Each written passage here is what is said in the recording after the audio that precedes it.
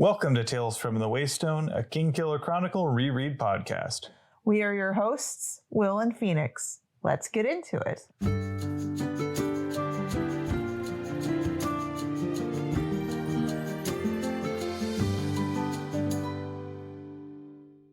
Welcome to Tales from the Waystone, Season 2, Episode 41, Just So, where we will be looking at Chapter 88 of The Wise Man's Fear through the lens of In Medias Res.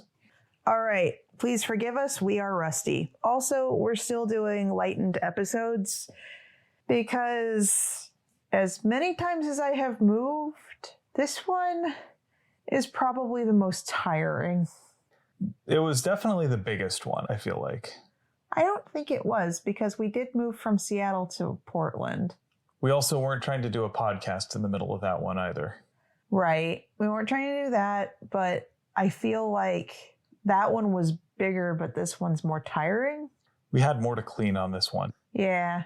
Also, it's taking a while to get kind of put together. We have some places that are really put together, and then we have places like the room we're recording in that are not. We're working on it.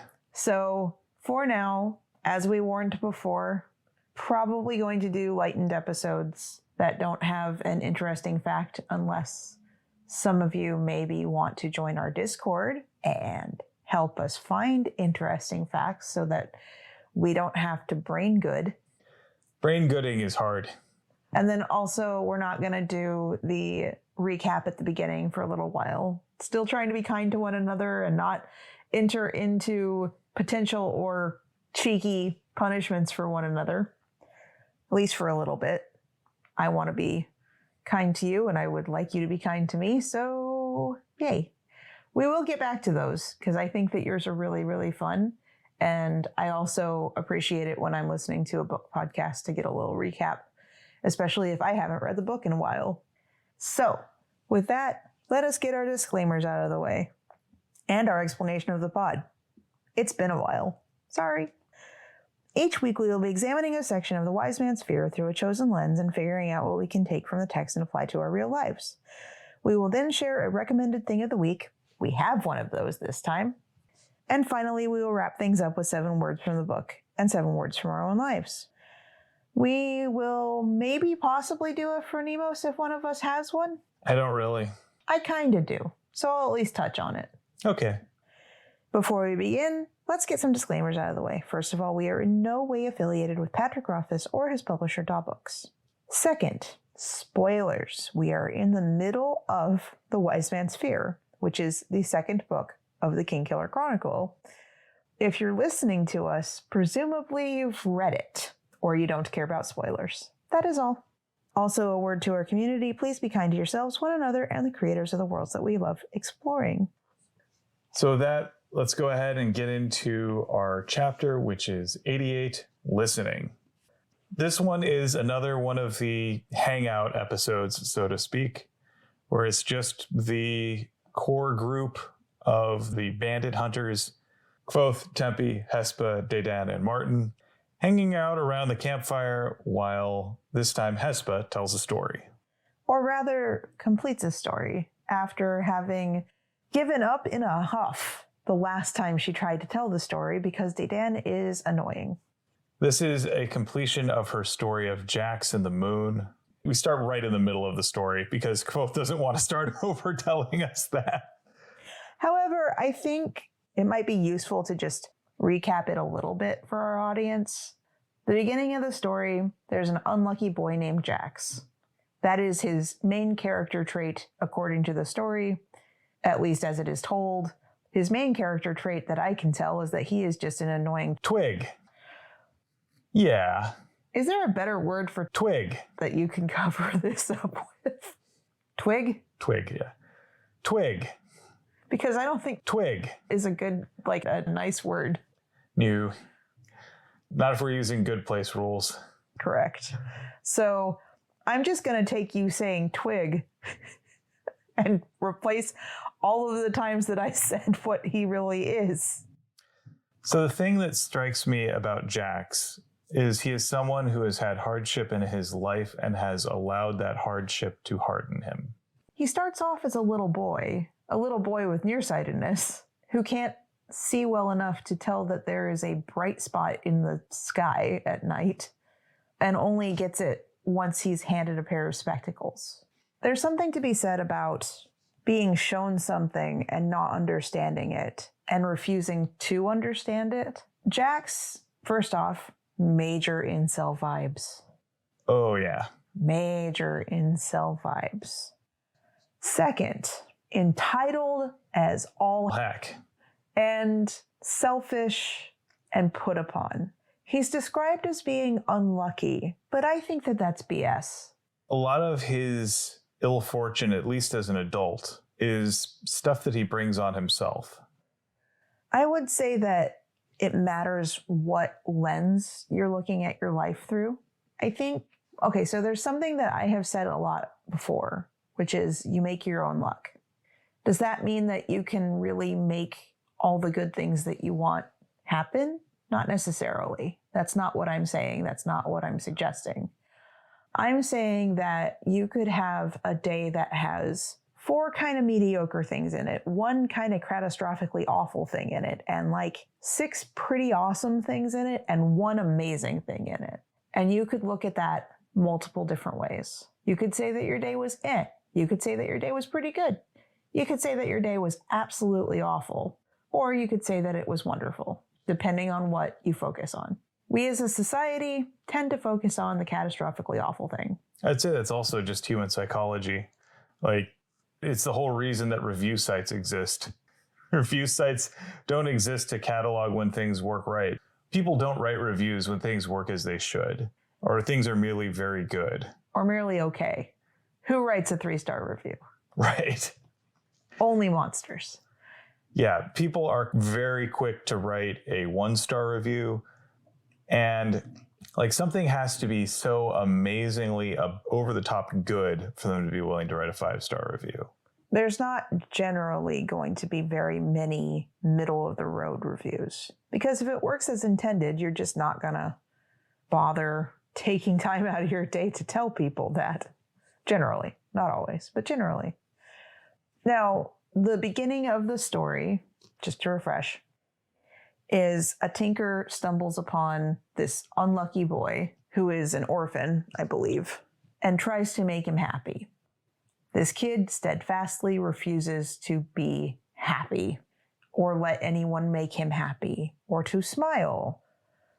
He is a miserable wretch of a human being. And I believe the tinker makes a wager that he can make this kid smile or happy or content at least. And he fails miserably. There's nothing in any of the 3 packs that he has that will make this kid happy. Lesson to be learned: things don't make you happy. They really don't. There are things that can make life easier, like someone who has shoes that are essentially just worn all the way through will have an easier time of it if you give them new shoes. But it's not the actual thing making them happy, it's the change in condition. It's the thing that makes the thing possible. Short end of the story, Jax just basically says, "You didn't make me happy, give me all your stuff." Still doesn't make him happy. And one of the things that was in the packs is a pair of glasses. Brings his world into focus. He sees the moon and he says, that will make me happy. So he goes and he chases the moon for years. He keeps chasing it while he grows up. He wears through pairs of shoes. He runs through all the food in the bags. He trades away things from the bags to get new stuff. These must be really full bags. Bags of holding, if you will. Yes. There must be lots and lots of stuff because he's not doing anything to earn money. He's just going through all the seasons over and over and over again, chasing the moon. Goes to the road to Tenue. He goes past it. It's just that will make me happy. I'm going to chase that. He's like a dog chasing a car. He wouldn't know what to do if you actually caught it. The thing, though, is that he actually does come up with something to do once he catches it.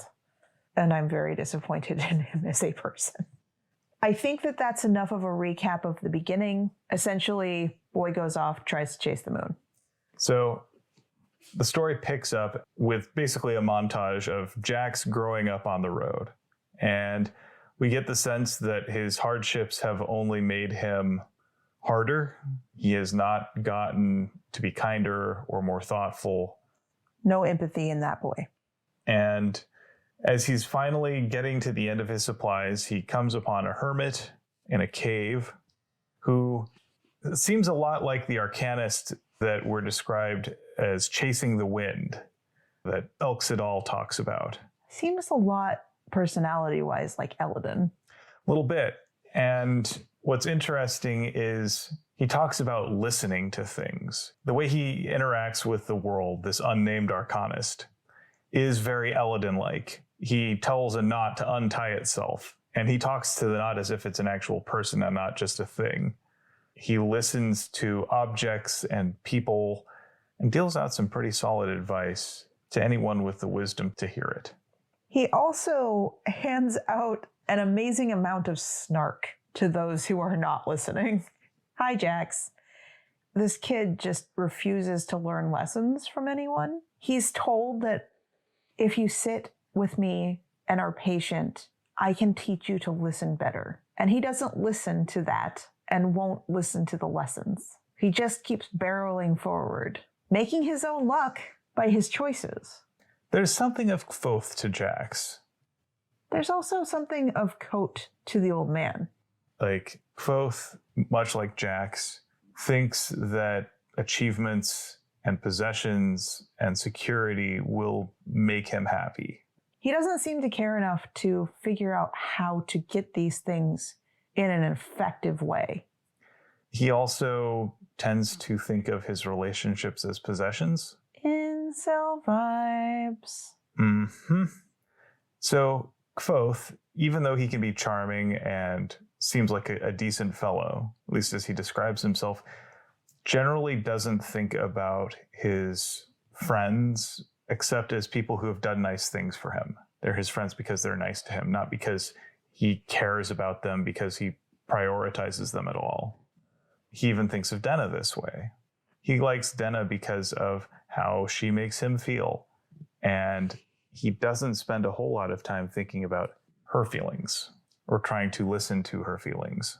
And I would say that thinking about the old man in this story, a little bit like the framing devices version of Coat or Kvothe, is equally interesting to me because we don't know how many years it's been since the story he's telling took place. But as an adult, he's slowed down, not in the way that is like senility slowed down, and not in the way that his incompetence slowed down, more that he has tempered some of the impulsive decision making. He's become more deliberative. Yeah, the same is true of this old man versus Jax. The old man is telling Jax to take the time to listen, to take the time to hear another's point of view, to care about another's point of view. That part of the reason that chasing the moon isn't working is because he's doing it as a selfish reaction. He wants to make the moon his. He wants to make the moon do some things. He wants to control the moon. This is a ridiculous premise, but it's just as ridiculous to want to control your partner, to want to insist that they don't do anything outside of your own rules. I kind of get the sense that Jax thinks that love is something that can be coerced. I kind of get the sense that because he grew up without having anyone really caring for him in his life, it's this need of his. So he feels like he needs to force it, and he's allowing that hunger, that need, to justify his maltreatment of others. He was mistreated. He grew up unloved. He grew up alone. So he thinks that the only way he can have what he needs is to force it to happen. I mean, we look at even simple things like opening a knot.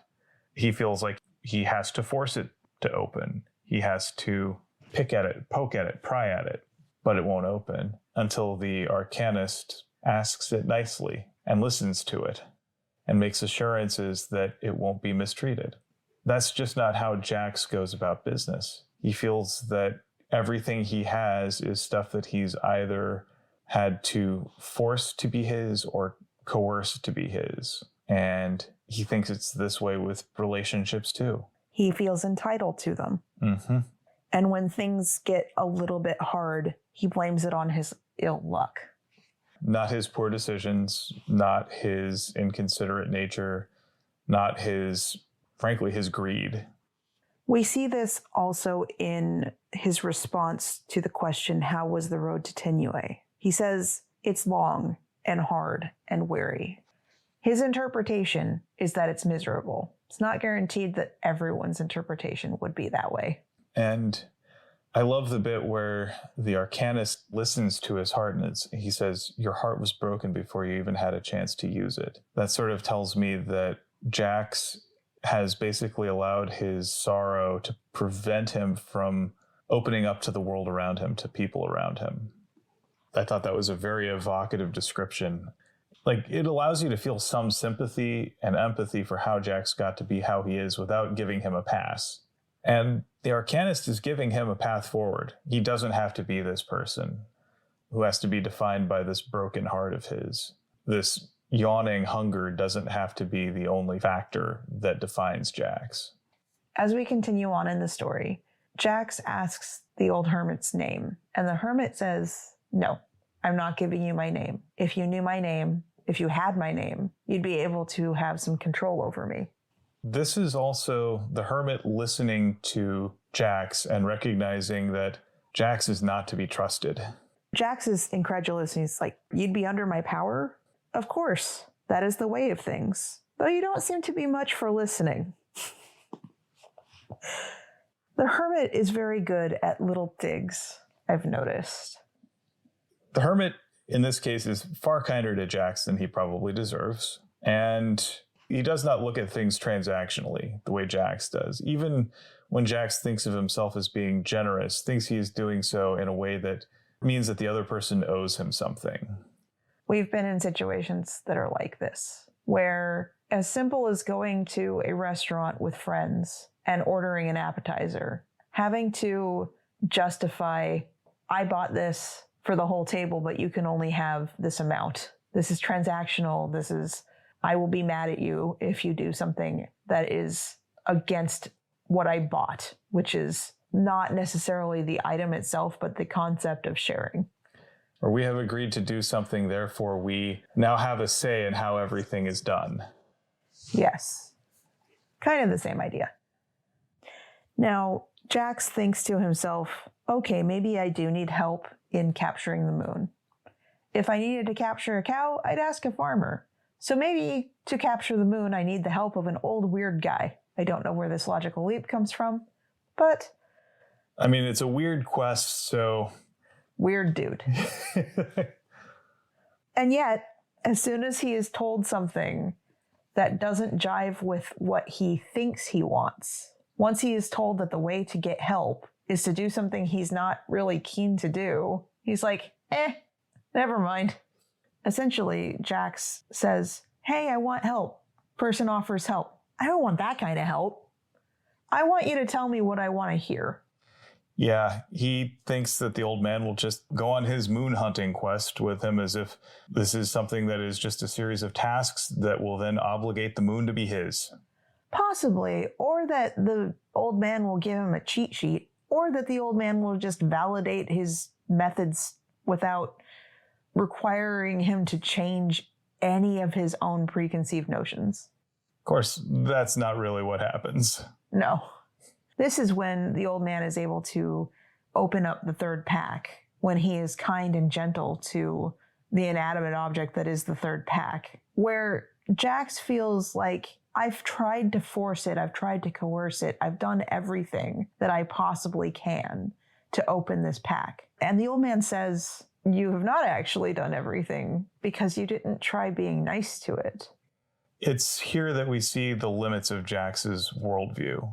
Again, Jax thinks everything has to be something that he takes. It can't be something that was freely given to him. Like even something as simple as, oh, you shared something with me, so now I need to give you shoes, or I need to give you something from my pack to pay for it.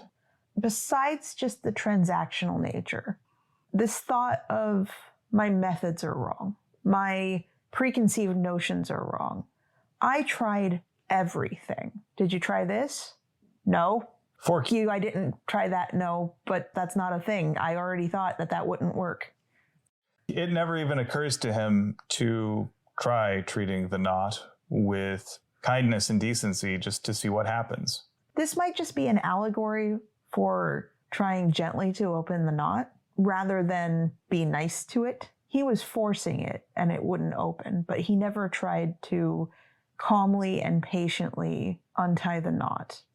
Part of it is, I think it speaks to actually Jax's core worldview. He doesn't believe in understanding the world around him. He wants to just control it. So if we don't take it literally, right, the guy literally asked it, it could be as simple as the guy actually took the time to trace the path of the knot, but understand the way that the strings fit together, and then, like you said, gently move the strings so that they untie. I'll give you an example in real life. Every single time that we record, every time, our lav mics are twisted around the headphone cord. Every time.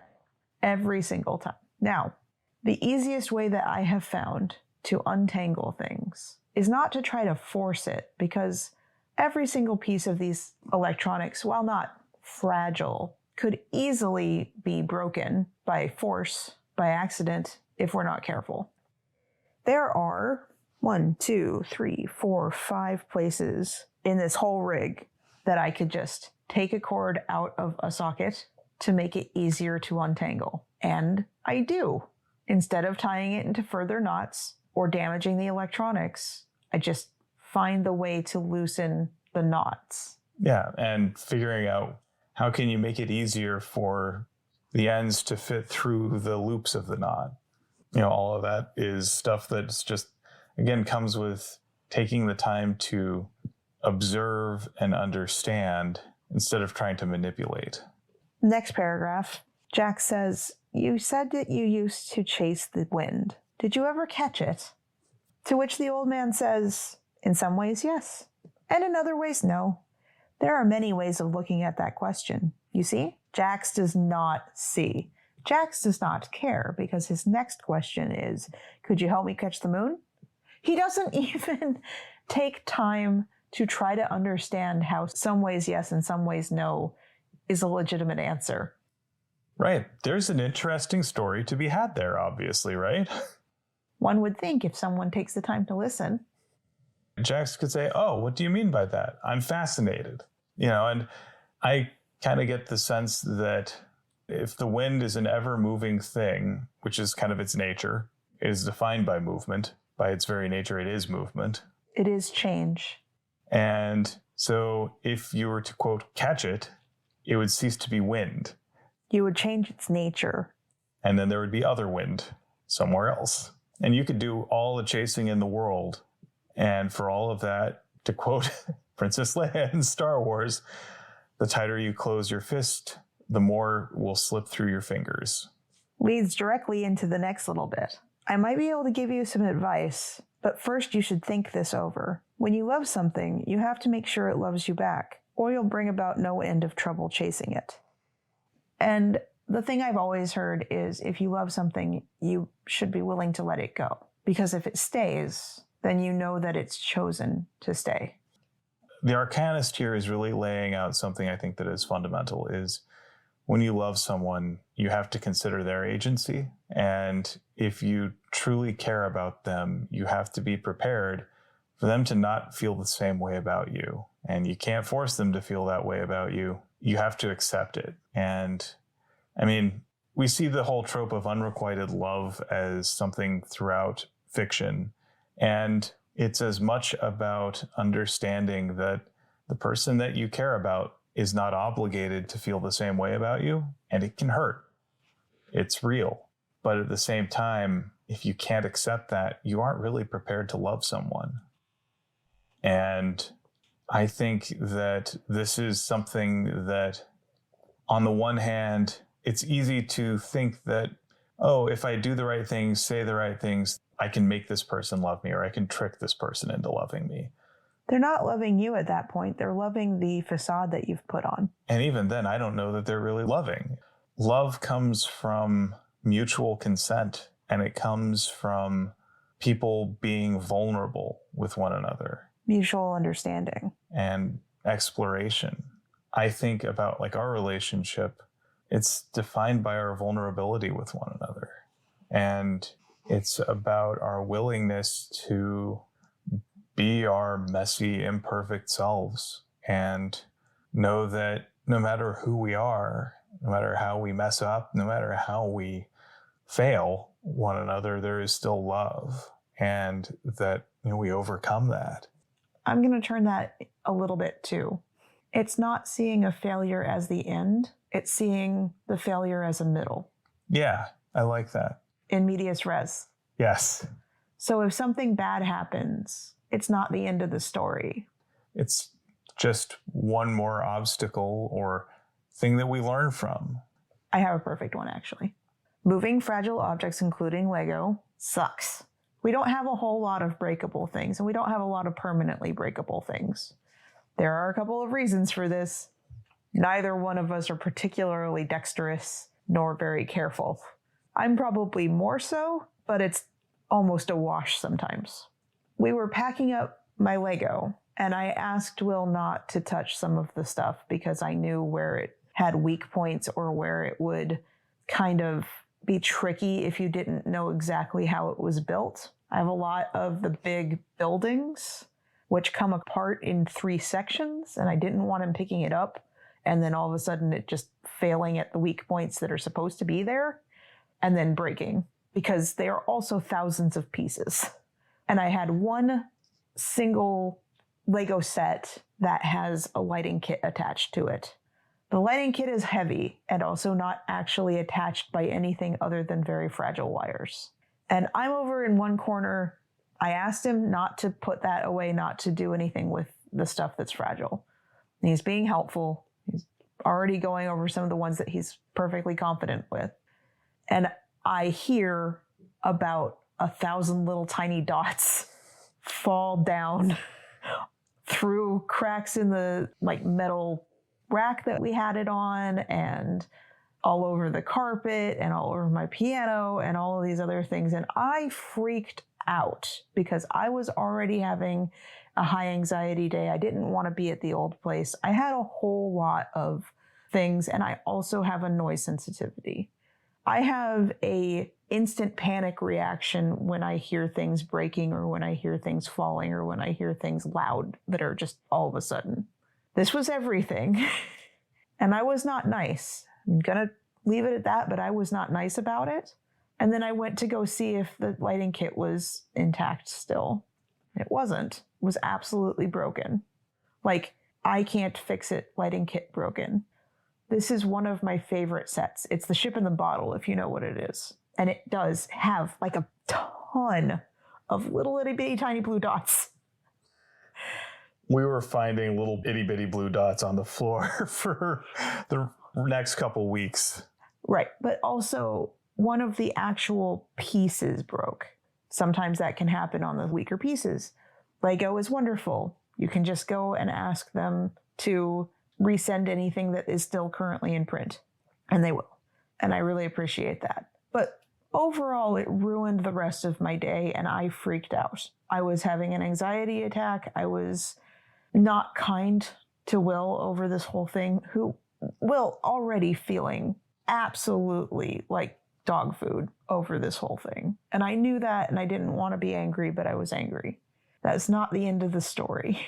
I was able to put most of it back together. I was able to contact Lego and say, hey, I need a replacement for this one little broken bit. We found what I hope is all of the little tiny blue dots. They replaced the carpet in the old house. They may have a couple of extra little shiny blue Lego, who knows? But we found enough where it looks like it's pretty much all of them. The lighting kit is still being made. Will was able to replace it for me. And we continued cleaning up the room, and we were able to get stuff put away and brought home. I'm not currently mad at him for having accidentally broken my Lego. I am annoyed, and I will ask him to please not do that kind of thing again. If I've asked him not to touch it, please don't touch it. Does it mean that that will never happen again? No. Does it mean that I'll handle myself better next time? Maybe. Probably not. I would say incrementally, though. things get better. And, I know that I can't make you not have an anxiety attack, and I can't force my hand-eye coordination to be more dexterous or anything like that.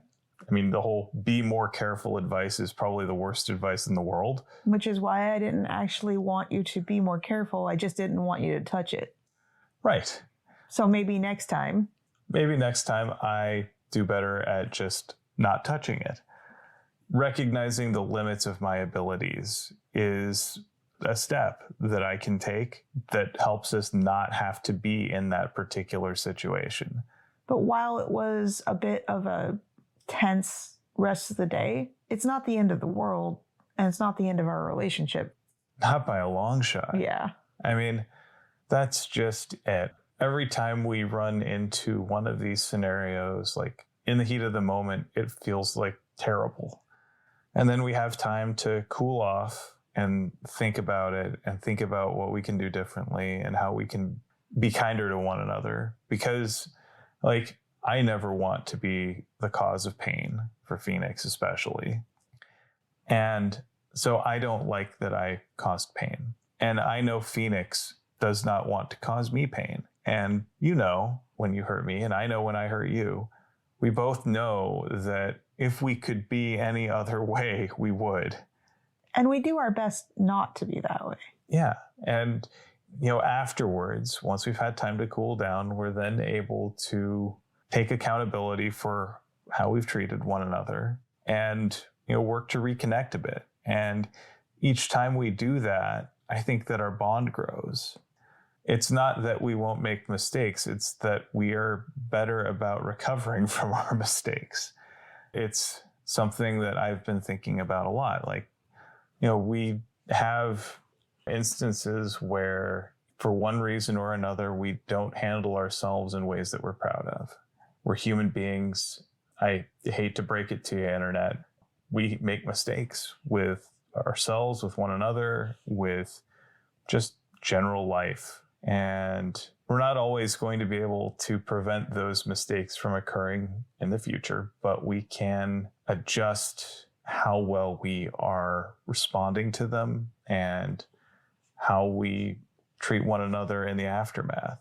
And there are times when it feels like everything is, super keyed up and super amped up to 11.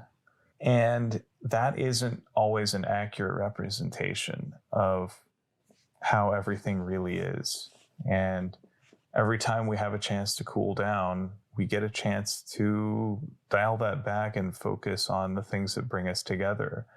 Like, for a long time, in our old place, our kitchen was not big enough for us to cook together. And we would bump into one another. We didn't have enough counter space to actually work together. It just led to a lot of frustration when we cooked together. And it was something that caused a fair amount of strife between the two of us. It got to the point where it was easier just for one person to do the cooking at any given time because it was only an invitation for trouble to have the other person involved. And neither of us was happy with that because in the past, we'd actually taken a lot of pleasure in cooking together. As we've moved into our new place, we have a lot more counter space again. So that's been nice. And we also have good floor space. And it was just amazing to feel like able to move in the same space and work together without running into friction all of a sudden. And it made this massive difference suddenly. Like, I think it was something simple as you just walked by me while I was getting something out of the fridge and didn't bump into me and then went on about your day as if nothing had happened. Because nothing happened. Because nothing had happened. And I was just like, did you just notice that? And then, we have slowly started cooking together again. And it's just proof that those times when we couldn't don't have to define our future. What was doesn't have to define what is and what will be. And that's what love is. It's recognizing that things can change and embracing that change and looking for ways to emphasize the changes that you like. I'm kind of speechless, but I kind of feel like I need to go back to the story so that we can continue the podcast from the point that it's supposedly supposed to be. Okay. Jax asks a simple question of, how do I know if the moon loves me back? And the old guy says, you could listen. Novel concept. To which Jax is pretty much like, nah.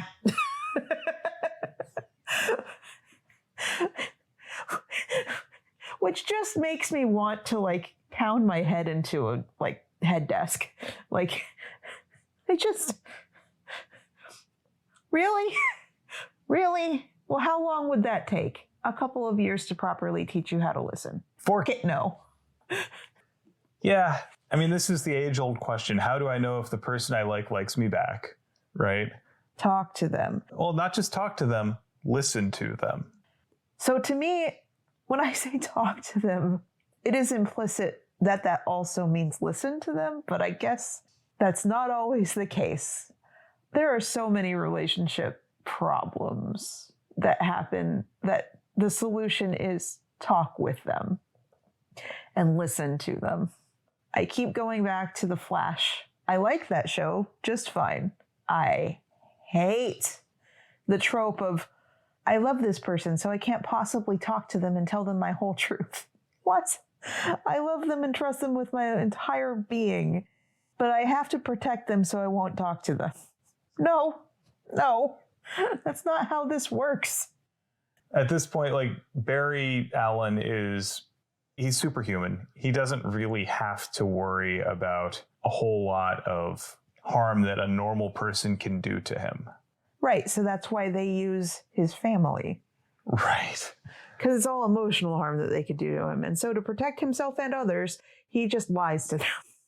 I hate this. Anyway, let's keep going, because I've harped on this before.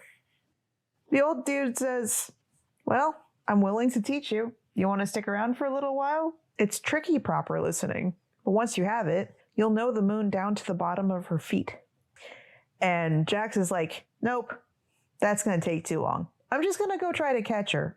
I can talk with her and I can make, it's that word again, I can make her do whatever I want. I can make this happen. I can force, coerce, guilt, manipulate, because you're not willing to listen. Well, not only that, he's not willing to take the chance that the moon might not feel the same way. He's not prepared to take that risk, and love is risk. And so the old man sees right through him, says, you don't really want to catch her. Not really. Will you trail her through the skies? Of course not. You want to meet her. That means you need the moon to come to you. And overall, we have miscommunication after miscommunication of like, how do I do that? Well, you could offer her something of yourself and be vulnerable. But that's not what Jax hears. What Jax hears is you could offer her something out of your pack. You can give her a gift. Like this is some sort of romance in a BioWare game. If you give the right combination of gifts and select the right conversation tree, love. And the old man is just like, that's not what I meant. Full of snark. I love this guy. And Jax just doesn't listen. This is where the opening of the pack happens. More and more and more, if you are listening or paying attention to the story or paying attention to what's being said, you understand that the advice really comes down to treat the other person well, treat the other beings in your circle of influence well. Treat your things with respect, treat your other people with respect, don't treat people as things. There's a lot of these not so subtle lessons that the old dude is trying to teach Jax and thereby also teach us. And the guy gets the pack open and Jax finally gets to see what's in it. And of course, he's disappointed. The old guy is like, these are actually kind of interesting. Yeah, so what did he find in there? There was the stone flute, and then there was the folding house, and then there was the magic box. These all have some interesting things that I wanted to talk a little bit about. So the first thing we have is a wind instrument. I mean, hey, name of the wind, it's right there in the title. That's something fascinating right there. The other things, though, so we've got this folding house, which is basically a Bigby's floating manor. Right. It starts off, it looks like a 2x4. And as you unfold it, it turns into a full-on manor house. And if you take the time to do it properly, I'm sure it would be very nice.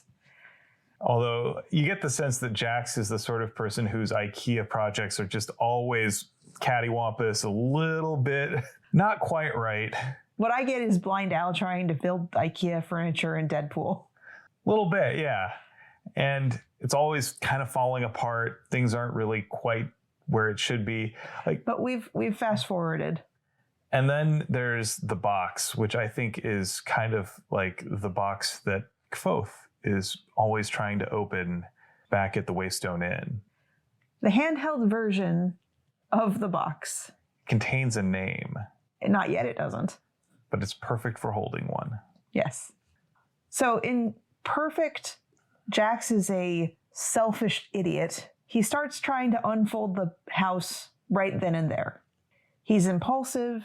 He doesn't care how his decisions affect other people.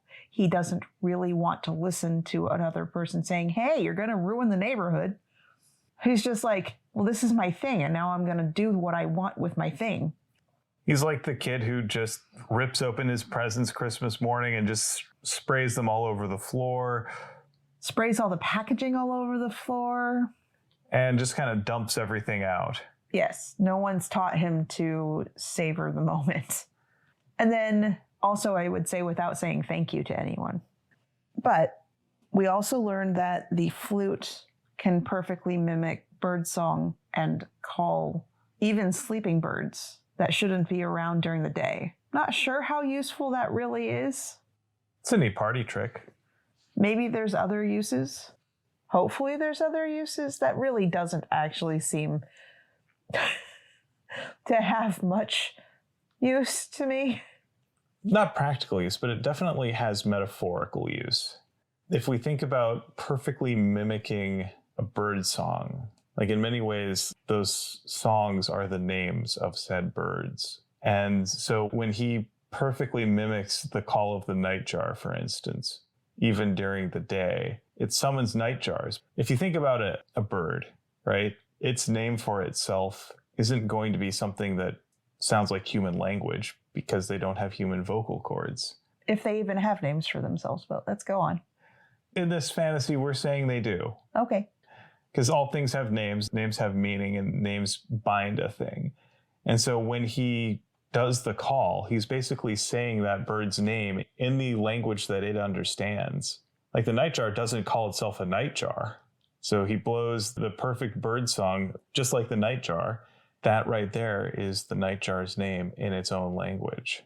And then a bunch of nightjars arrive because they've heard their name. And if you know somebody's name, you will have a certain power over them. Much like naming. I gotcha. Yeah. Interesting power. Again.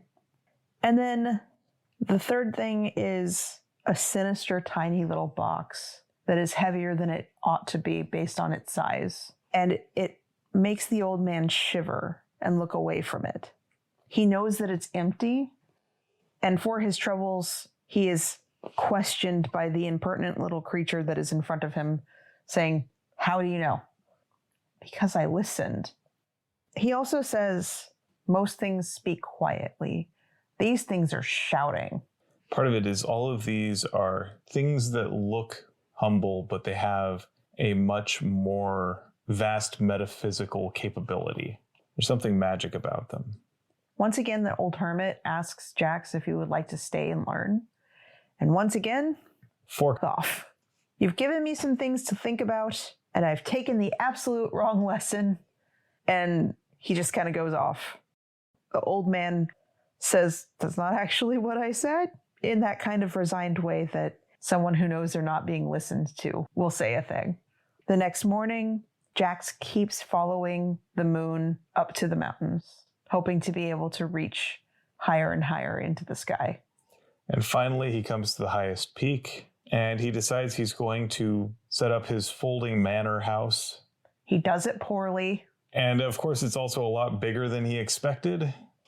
You mind if I hold your book here? Because there's some things in the description of this that I think have some narrative significance to the story here. So let's see. Everything about the place was slightly skewed. In one room, you could look out the window at the springtime flowers, while across the hall, the windows were filmed with winter's frost. It could be time for breakfast in the ballroom, while twilight filled a nearby bedroom.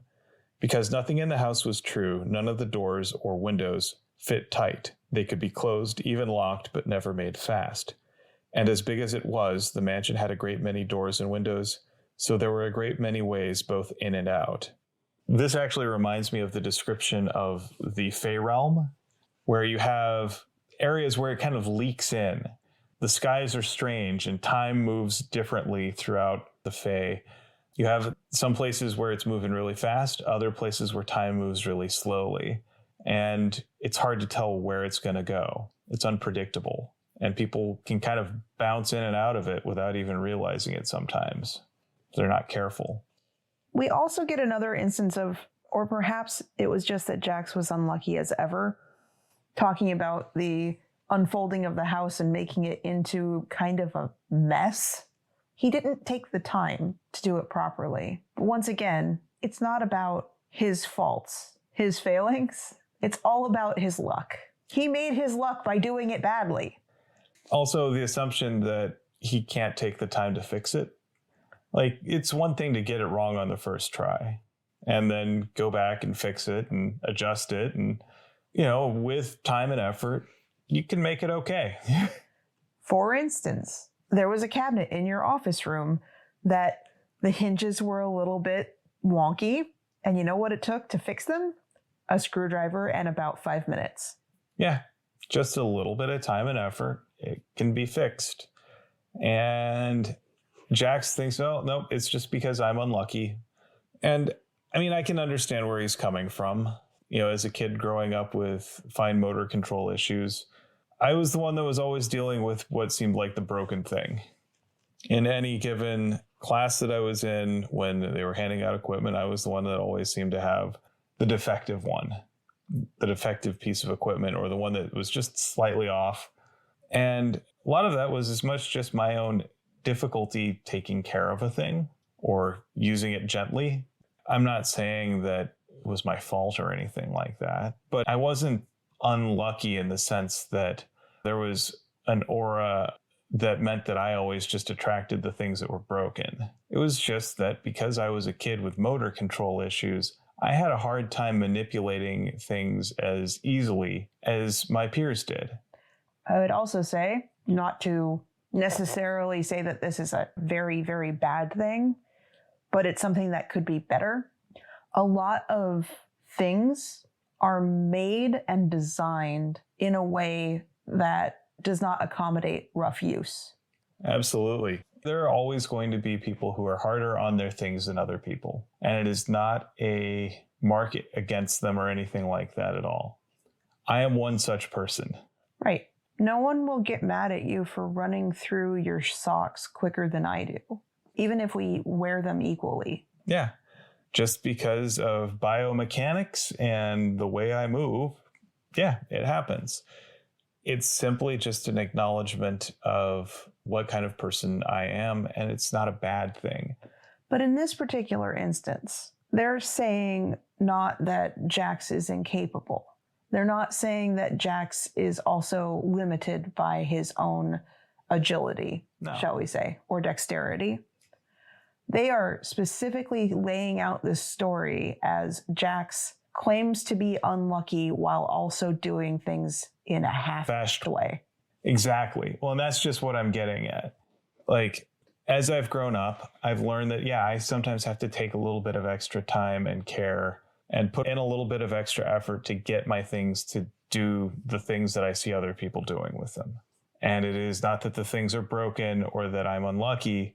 It is that I have to do a little bit of extra work. And I can do it. It's doable. It's achievable. I can have things that are actually put together pretty decently if I take the time to do it. And if I take the time to fix it up when I get it wrong on initial assembly. And I like sometimes having that opportunity to fix what I got wrong. Jax here, though, his framing of himself as unlucky means that as far as he's concerned, he bears no responsibility for the way things turn out. The deck was always just stacked against him. There was nothing he can do about it, so he just says, yep, it's always going to be broken. It's always going to be crooked because that's just who I am. And I think that's the difference. Our next scene was after rushing through trying to build the house, because of course he can't wait one more day or one more week to do it right. Jax, finishes, quote, all the effort that he's going to put into this house, rushes up to the top of the tower and calls for the moon using the flute. And she arrives. And that's where I think the flute's value is. It is something that calls the names of things by the words that they themselves would use. That's the magic of it. So the moon arrives. They talk for a little while, and she seems to legitimately enjoy the conversation, but eventually wants to go back home. And Jax says, please stay with me. She says, but I want to go. And he says, but I've made you this thing. This is for you. I half-bashed it. That shouldn't matter. It should still be enough to make you stay. And I mean, honestly, let's break down some of the flaws in his argument here. Even if he whole-ashed it, even if everything came out perfectly, he thinks that because he has done the thing for the moon now owes him, that the moon is now obligated to be his in some fashion. Regardless of the quality of the house, regardless of anything else. She wants to go home. She's been away too long. She's got her own life. She wants her own agency, her own decisions, her own comforts. She's got her own jobs. She's the moon. Her job is to control the tides. It's to light the night. It's all of these things that, in a cosmic sense, they have nothing to do with Jax. The rest of the planet relies on the moon. It's not just Jax. What makes Jax special? But she does say, if you play your flute for me again, I'll come back. Not good enough. So Jax manipulates her. Jax says, okay, I'll let you go, but I've given you 3 things: a song, a home, and my heart. If you must go, will you not give me 3 things in return? It's a trap. Yeah. It's an icky, icky thing that he's doing. The moon, though, says, if it is mine to give, ask and I will give it. I would ask a touch of your hand. This strikes me a little bit like Gimli having his conversation with Galadriel. It could be viewed as sweet, but we know who Jax is. She does so. Second, I would beg a kiss. I wouldn't, but if it's her decision, and it was her decision, so she kissed him. Both of these actions leave Jax feeling very lovely and wonderful, and he actually smiles, or starts to. He seems to think he's going to be happy. She asks, and what is this 3rd thing? Your name, that I might call you by it. And she's like, just my name? Yes. Not knowing that Jax understands that naming gives him power over something. So she whispers her name against his ear, and he traps it in his little sinister iron box and says, now that I have your name, I have you. You can't leave me now. It's gross. Yeah. I think what we see with that is the way that even in a case where, someone seems to be reciprocating, that does not give you right to control them, does not give you right to own them or treat them as anything less than a whole person. Now, to make this into an allegory, the end of the story is Jax didn't do the capturing of her name properly and only captured part of her name. And because of this, sometimes she's able to slip out through the cracks in the door or the windows and make her way back into the sky. But he can always call her back. And that is why the moon now has phases in the sky. We also hear sort of the flip side of this version from Felurian. So stick a pin in that one. We'll get to that. And this is what gives me that connection between Jax's manor house and the Feywild. The Twilight Room specifically makes me think of the Fey. Yeah. There are bookends on this chapter. We start off with things are actually seeming to be more happy around the camp. My suspicion is that Dedan and Hespa may have gone off into the woods together. I think that the waggling of eyebrows is appropriate here. They're waggling. Don't worry. This is a podcast, a famous visual medium. As you waggle your eyebrows. And so I think that they may have had a little tryst out in the woods, and they're all happy with one another right now. And things are going well, so everybody's happy. During the story, there are a few little asides and breaks that are like when Hespa covered when you love something, you have to make sure it loves you back. And Dedan looks like he swallowed his tongue. There's a couple of those little asides which I find to be comical. But we have the breaking of the story at the end, the breaking of the enchantment, where Hespa looks around and says, and that is why the moon is always changing. And Dedan compliments Hespa and says, that is one hell of a story. And we learn that Hespa learned this story from her mother, who learned it from her mother. And there's an implication that Dedan feels like maybe the two of them might have a daughter together that Hespa can then tell the story to. I think it's kind of cute and sweet and unrealistic because I don't think that the two of them are communicating to each other enough or openly or anything where they would actually wind up making a loving pair for one another. I think that they both deserve better. I think also, if you were to stop the story right there, that would be your happily ever after mark. But that's not how life works. Like, you have two people, they hit it off, but that doesn't mean that they're always happy, that they never have any bad days or anything like that. Like, you and I, we love each other dearly, and we have bad days. We have days where I say the wrong thing and it sets you off. You say the wrong thing and it sets me off. And that's life. Like, the question is what happens after that? Right. Now, important thing to note for all of that, neither one of us gets violent. Oh, no. Setting each other off is more like triggering a meltdown. We say things that make one another angry or frustrated or put us into a bad space. And that's life. We're human beings. We mess up. We each have our own personalities, and sometimes our personalities or our head weasels or our neurospiciness doesn't work well together. But that doesn't mean that that's the end of our story. However, in this case, it seems like the rarer instances of an emotion are the loving ones for Dedan and Hespa, and the near constant emotional state between the two of them and also between all five of the people in this group is bickering, anger, rubbing each other wrong. Heyo, not what I meant, but like bumping into those little spiky bits and not really finding the ones that are comforting.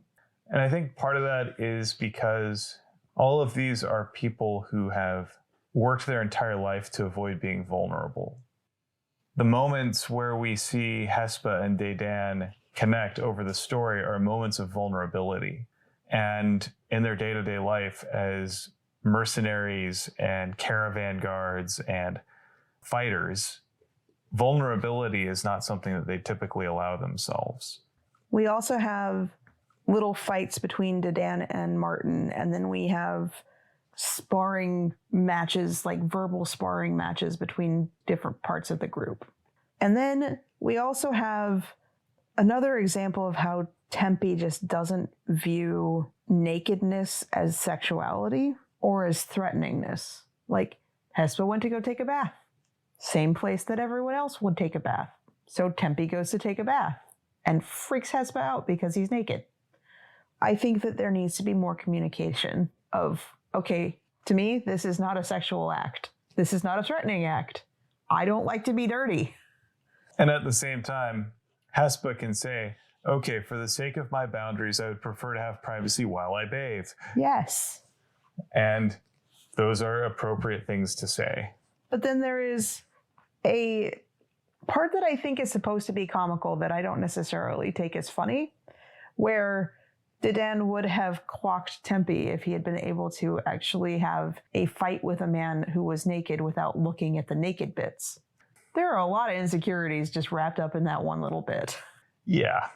So, and then the weather turned, it grew foggy and damp, and it soured everyone's mood slower, and it made the search for bandits even harder. And then it started to rain. I don't know if you've been around like a campsite that is just drenched in rain and everything that you own is just damp. I know you have. I know. I'm looking at your face going, wait a second, you don't? I've been camping in the Northwest where the closest thing to the blue sky is a blue tarp. Yes. You have been in camps that are like 10 miles away from other campsites that didn't get rained on, but you did. Less than 10 miles across the street. That is awful and miserable. And like, but when you're damp. Oh, yeah. When your shoes squelch. Mm-hmm. It's just not going to be better. Oh, no. And it's not even things where it's like actively wet, but it's just like that little layer of extra moisture. Like when you put your shoes on, even if they've been covered up overnight, but just because of condensation, there's just a little bit of extra moisture when you put them in. Or when you put a sweatshirt on that's supposed to help keep you warm, but because it's mildly damp, yeah, it just doesn't. Yeah. But it's still better than being in a t-shirt. Yeah, but you're still cold. You're still miserable. Yeah. I have been camping in the Pacific Northwest. That's why I can't get you camping now. Not that I want to. Yeah, this is just not fun for me. That was Girl Scout camps every single time because our Girl Scout camps were also in November. Terrible timing. Absolutely terrible timing. But anyway, with that, I would like to kind of go over a little bit of the implications of this story to the entire story as a whole. Yeah. So there is obviously some speculation that Jax is Iax is Haliax, which makes sense. This is basically a villain origin story if we ever heard one. There is an element of tragedy there, but then everything that they do compounds it and then twists them into something even worse. And I'll say, to be fair, sometimes when something bad happens in the morning, it sets your whole day off. And then you notice more when you stub your toe, or you feel it more when the hot water heater is empty and you just wanted to shower, or you get more annoyed when the cat tries to eat all the cords in the back of the TV. Whatever. It's the whole expression of someone who woke up on the wrong side of the bed. Most things in your day might be just fine, but the ones that you focus on are the shirty ones. So Jax's life started out kind of crappy, and he just compounds it by focusing on the negative of every instance of every part of his life, which is pretty much the way that you create a villain. Yeah. You know, he's someone who specifically kidnapped the moon. Those aren't heroic actions. Even if we can understand that there's things that he went through that he shouldn't have had to. There's things in his life that didn't deserve to happen to him. But it's everything else that he did after them that changes it. It's how he handled it. He didn't let those things make him more empathetic. He didn't let his hardships make him more caring. It just made him more callous. Again, that's the villain. And so that is a potential tie-in to the greater story. Other tie-ins, other things that you've noticed, again, the Twilight Room might be the Fey Realm. The moon might be going directly to the Fey Realm from all the little cracks in the foundation and the walls and the windows and all that other stuff. There's also the box, which has a clear, maybe that's the box that's in Kvoth's room, leading to speculation of maybe the thing that's in Kvoth's box is somebody's name. The moon is also a parallel to Denna and also a parallel to Lyra. Yeah. I think it also serves as a warning of the sort of person that Kvoth could become if he's not careful. There are a lot of parallels between Jax and Kvoth that, you know, if Kvoth makes the wrong choices, that could be him. someone who covets other people and their relationships, someone who is possessive of the people in his life and tries to control them and manipulate them and imprison them, someone who lets his own insecurities justify his poor treatment of others. All of these are things that could be Kvothe, were he to make the wrong decisions. Because the thing to remember is that for all of the hardships that both Kvothe and Jax have endured, they still have agency. And what they do in response to those is what makes them heroes or villains. I don't know that Kvothe has really thought about this a lot. He's justified every decision he's made for good or ill. And very rarely has he taken responsibility. We haven't seen Kid Kvothe certainly take responsibility, though I think adult Kvothe owns up to some things that maybe child Kvothe doesn't. But also, adult Kvothe isn't shy about showing us, the audience, and also Chronicler and Bast, by necessity, the dirtier, less savory bits. The parts he's not proud of, the things where he's made mistakes. And I think in this case, that's a way for him to take accountability. Yeah, there's some bits where he says, if I'd known then what I know now, I'd have done something differently. And this was a mistake that I made. This was a thing that was weighing on me, and these are the choices that I made that compounded the problem.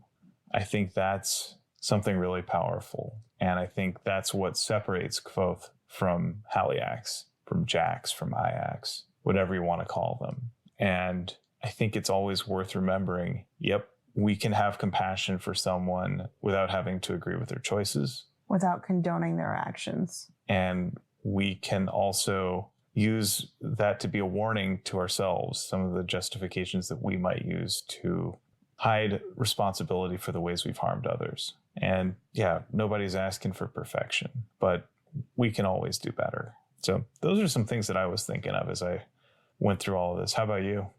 Very similar. Again, seeing the older, wiser man compared to the younger, impulsive Jax. Seeing how the old hermit doesn't give his real name, or any name really, where at the beginning we have Coat instead of Kvothe. The old man saying, if I gave you my name, you'd have power over me. And so Coat has hidden his own name. Now, the question is Kvothe's name the name in the box? Is it partially in the box? Is it all in the box? Did Bast let it out when all of this started? Did somebody else let it out? Does somebody else know how to open that box? We know that Bast is trying to open the box. Whatever's in there, he wants it out. Is the name, presumably, what we consider to be the name that's stuffed in the box, is that name Denna, or Denna's real name? Has Kvothe been using a pseudonym for Denna the entire time? Or is that really her name? Is he true naming her when he calls her Denna? Who knows? Well, Pat Rothfuss presumably knows, and he'll tell us in book 3 whenever that happens. I have hope. One of these days, he'll get around to it. We should all be patient, much like Jax should be patient. Yeah, like I say, when he gets around to it. No rush. Also, there's a little bit of Jax not knowing how to unfold the house correctly, or not knowing how to do certain things, and not asking for help. Not asking for help smacks so much of Kvothe. Yep. It's the sort of dogged independence.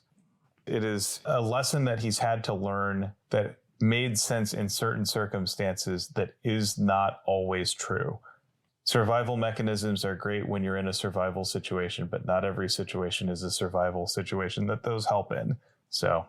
All right. Now, I don't want to talk too much about it, but I do have a Phronimos, and I would say it's the old man.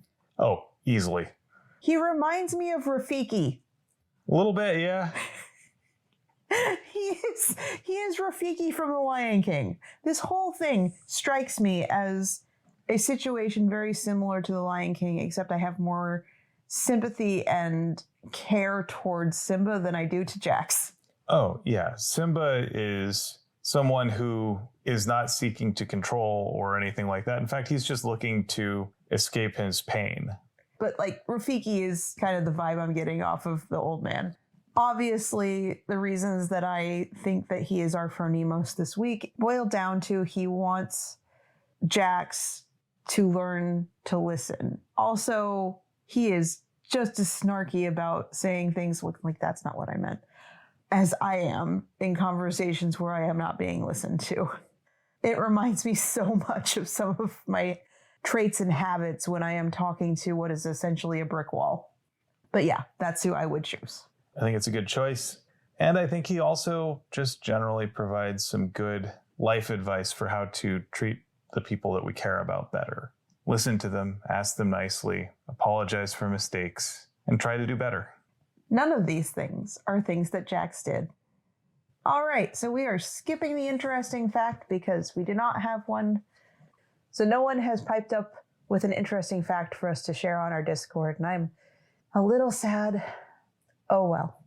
Oh, one thing before we continue on, I do want to actually say I have set it up so that you can have a 2-week free trial to our Patreon, patreon.com/waystonepod.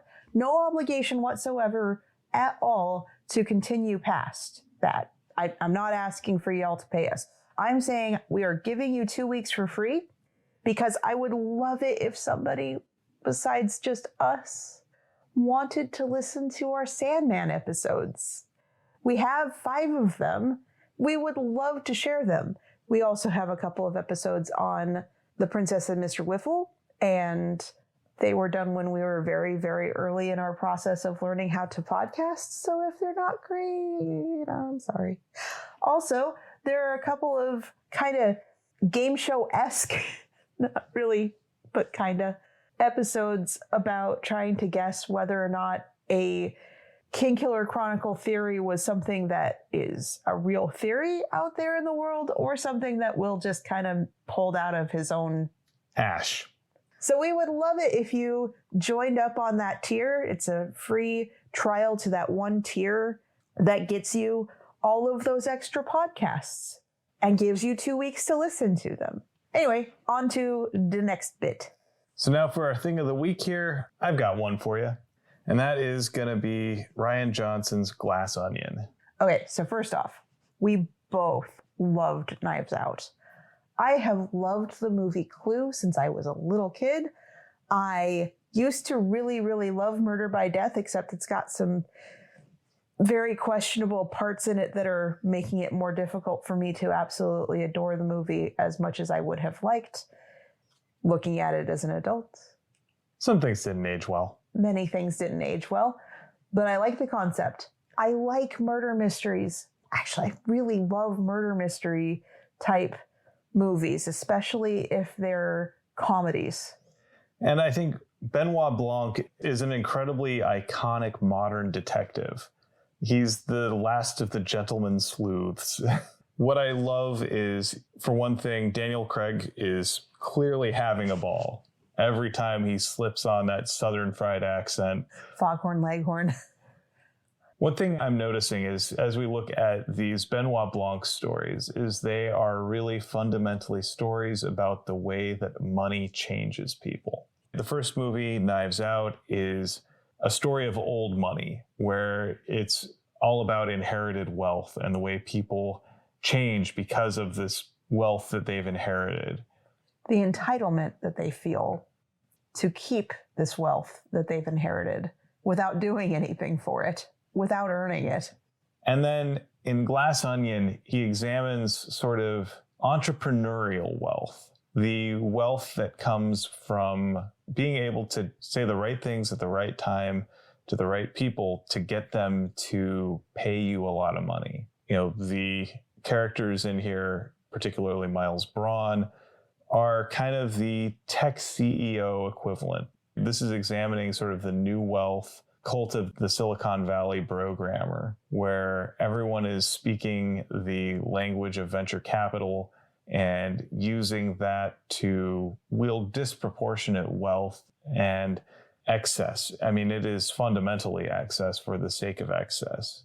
So even as it looks less restrained, the Thrombies are performatively restrained in the way that they wield their wealth and power. But you compare that to Miles and his cohort, and they're all flamboyant in how they flaunt their wealth. And that is as much a part of the performance as anything else. I love the send up also of these self-entitled rich a-holes. Yeah.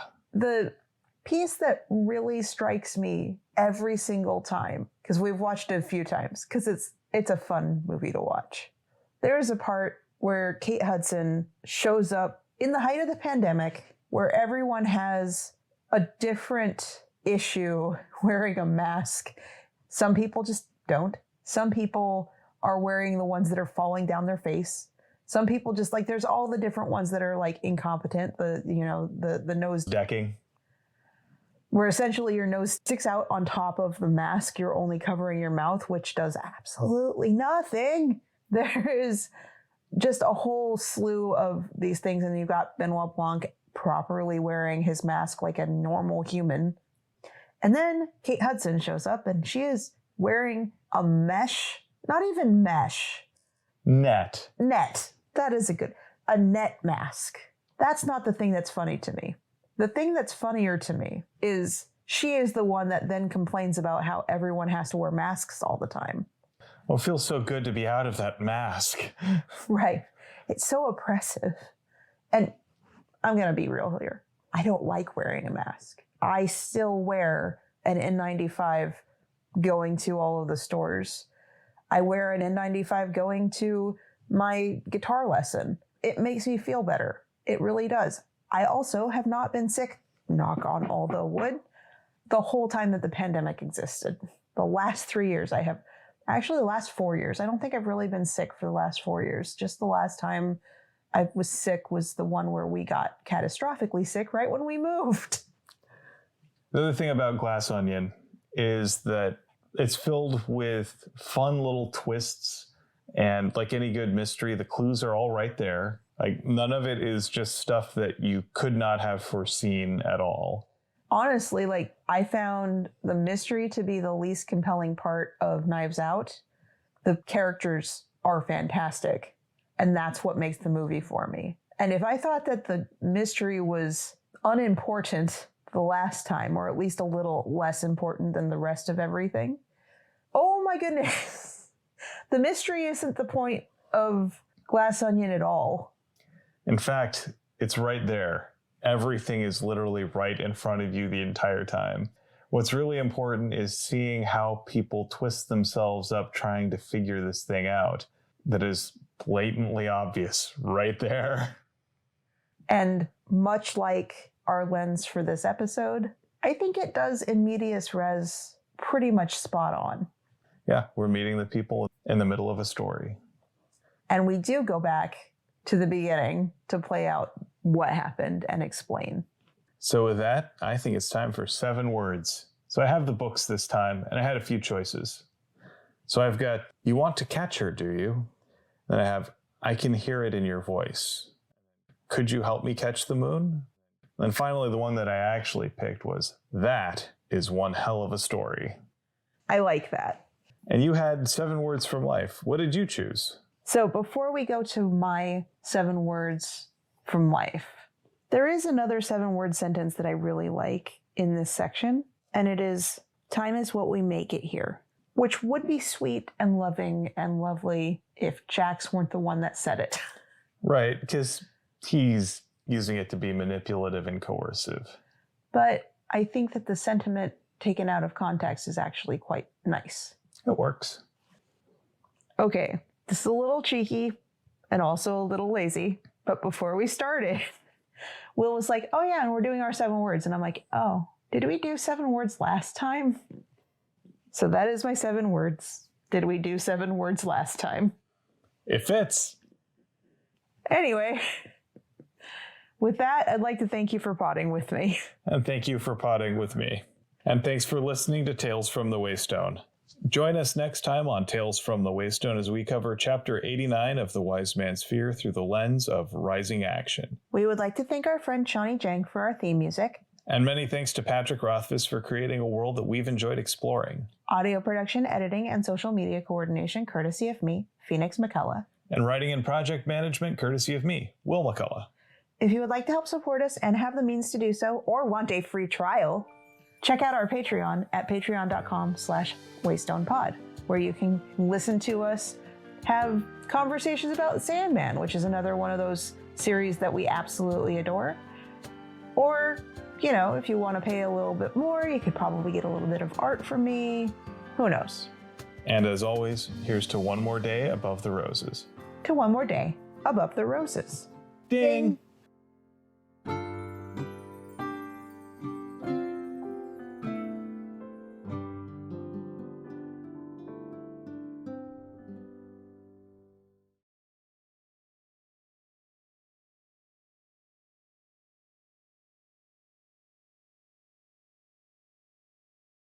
La la la la la.